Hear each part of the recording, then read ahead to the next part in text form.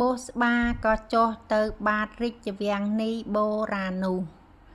នៅពេលដែលទៅដល់ក៏ឃើញថានៅទីនេះពោលពេញទៅដោយថាមពលជាមូលដ្ឋានគ្រឹះកន្លែងវឹកហាត់ពីអំបូរផ្សេងនេះគឺជាសាលាចារឹកការវឹកហាត់របស់អំបូរមនុស្សហើយមួយនេះគឺជាមូលដ្ឋានគ្រឹះសាលាចារឹកការវឹកហាត់របស់អំបូរយក្សនេះគឺជាមូលដ្ឋានគ្រឹះការវឹកហាត់របស់អំបូរទេវៈ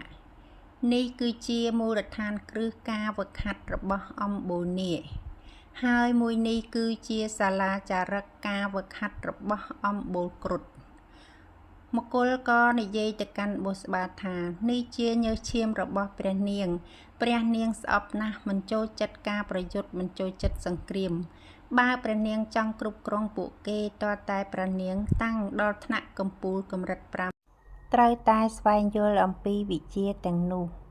បុស្បាក៏ស្វែងយល់អំពីមូលដ្ឋានគ្រឹះនៃវិជ្ជាទាំងនោះ